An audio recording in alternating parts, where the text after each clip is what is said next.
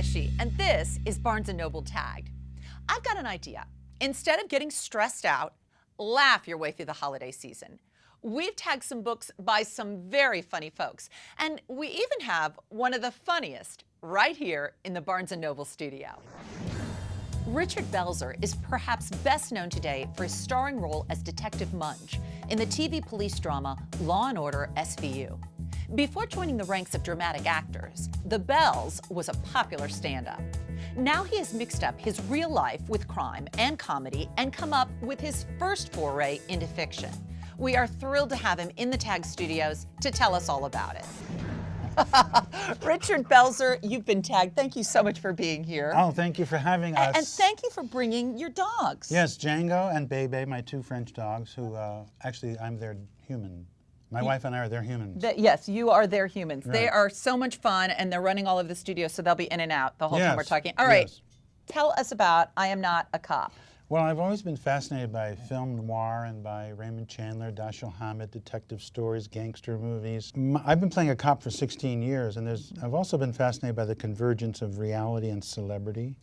And so this has been in my head for a long time, trying to figure out how to do like a 21st century noirish thing with a little bit more humor and fictionalizing my own life. I use my own name in it, and it's a meta-reality novel. Let's talk about that for a little while, because it's very interesting. I mean, you started as a stand-up comic and went not into comedy, really, but into serious dramatic acting. Well, actually, I started as an actor. Well, it's funny because when I perform now, a lot of people in the audience didn't know I was a stand-up comic. They just know me as Munch. So there's these two worlds. It's you know, how do you, I'm introducing them to each other. Is it weird to get your head into either space when you're doing one or the other, or it flows effortlessly? Well, I mean, it's fortunate that the character I play on television, I've been doing it for so long, is very close to how I would be if I was in that situation. So the writers on Homicide and now Law & Order have been incredible. So I have the luxury of playing a character that I love playing, will never get tired of, and also feeds off of my own life, my conspiracy theories, and my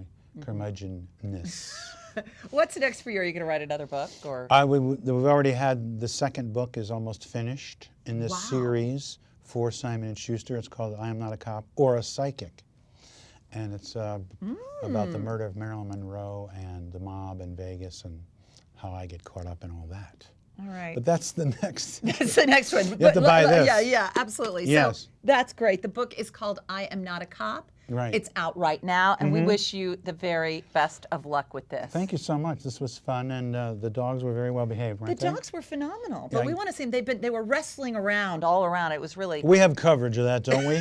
Yes, we do. For the director's cut of this interview? Okay. All right, now for a dash of humor this holiday season, we've tagged a few other comedians who have added writer to their resume. First, Why We Suck, a feel-good guide to staying fat, loud, lazy, and stupid, is a blast of scathing irreverence from the award-winning actor and comedian, Dr. Denis Leary. Leary brings a particularly acid-tinged tone to his rantings about annoying children, why cats are satanic spawn, what an ugly racket the Catholic Church is, and why he loves Oprah. Next, best known for his comedic performances with the Monty Python Flying Circus, is Michael Palin. He is letting it all hang out in Diaries, 1969 to 1979, the Python years. And it's not just the comedians getting the laughs.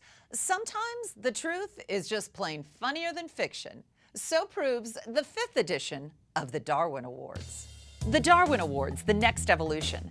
The human race's most popular humor series returns with a new collection of macabre mishaps and misadventures, honoring those who improve our gene pool by inadvertently removing themselves from it.